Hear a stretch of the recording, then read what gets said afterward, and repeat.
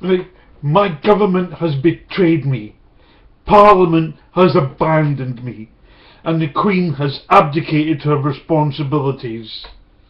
Not only does the government fuck me every day, but they have the nerve to put sand in the Vaseline, and then they act surprised when I complain and try to beat me up. They then label me as a subservient threat involved in treasonable activities, coming down on me like a ton of bricks with the full force of the law. No, sir, it's not me, sir, it's you, sir, that are the despicable traitor. If you're watching this, MI5, MI6, CIA, FBI, whoever, come and get me. You know where I am. Bring it on, bitch. I am not the only one. You can afford £10 million for an ex-Prime Minister's funeral and donations to charity and disaster appeals, vote yourself pay rises and claim expenses, and environmental improvements to Whitehall while food, petrol and power prices rise. You, sir, and your bunch of heartless robbing bastards are a bunch of lying fucktards. I have written to the Prime Minister, the Chancellor, Ian Duncan Smith, Eric Pickles, Alistair Carmichael, Ed Miliband, my MP, my member of the Scottish Parliament, my member of the European Parliament, numerous times, repeating my concerns and repeating my argument. This is a discriminatory law as it doesn't affect claimants in one-bedroom accommodation. It's persecuting people who are under-occupying when there is nowhere for them to downsize. Vulnerable people on low incomes cannot afford to meet the cost. I have constantly repeated this discrimination and persecuting. I've argued it breaches the human rights legislation, Clause 4, prohibition of slavery and forced labour. People are being forced into low-paid jobs in order to be able to pay the bedroom tax. Clause 5, the right to liberty and security. We don't have liberty to move and no security when we are faced with eviction. Clause 8, the right to respect for private and family life. We don't have any privacy when you're invaded by officials inspecting your property.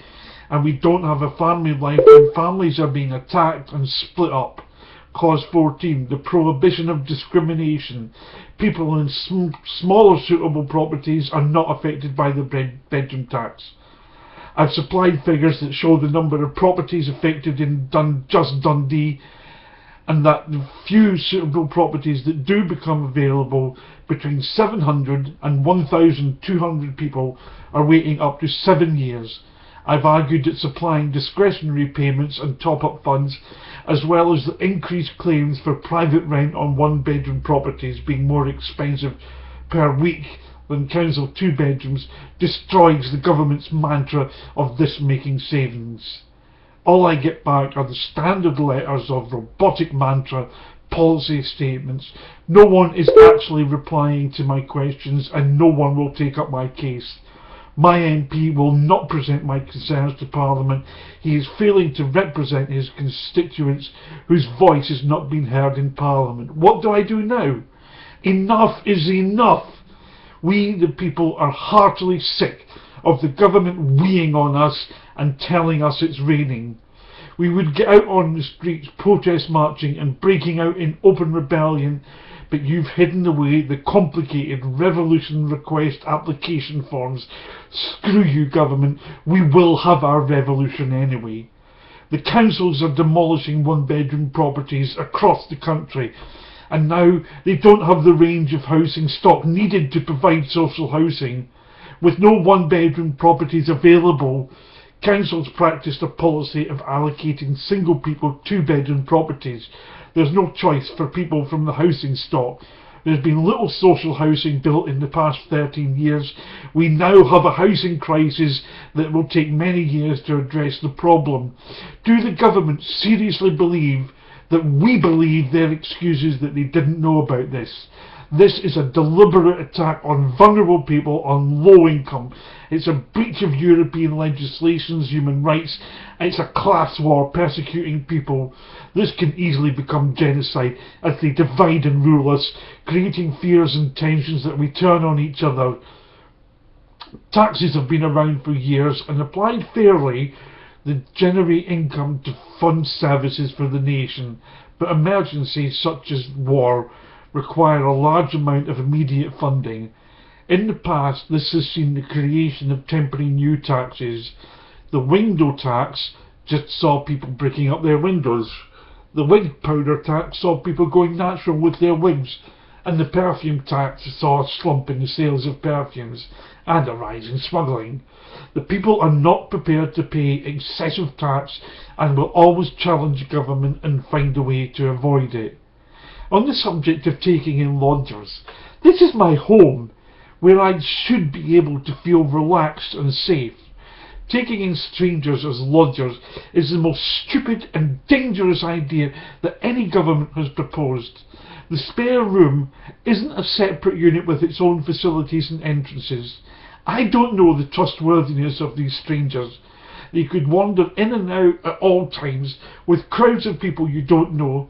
Any of them could steal from you, bully you, attack you, destroy your home, and have you evicted for the disruption they cause. I'm not running a counselling service nor a hostel, and apart from the point that they might steal and bully you, what about vulnerable lodgers being abused? Having someone in your home changes your lifestyle and your routines. Is this government avoiding the issue and passing the problem on to you and me? Think about the financial adjustments that you and your lodger will have to make with your landlord and the welfare offices. Even if you're not directly affected by this, you have to stand with us and make it clear to the government they will not be permitted to divide and rule. If they get away with this, when they get back in the next election, they'll remove the exemptions on pensioners, disabled people, foster carers. They'll have to pay, and new sanctions will be applied to other minority groups. It don't matter if joining in means you miss X Factor. If this bites, not only will you not be able to afford your big TV and the Sky package, you won't have a home to watch them in. Get all your Facebook friends involved and out there. I've previously written to protest against the bedroom tax and expressed my concerns that my MP has failed to take my concerns seriously. I've written to Ed Miliband to make it clear that I am not being represented in Parliament, and under legislation I'm being taxed illegally. Under current established law, there would be no taxation without representation. My MP has not been representing me, and I demand satisfaction that this be corrected immediately.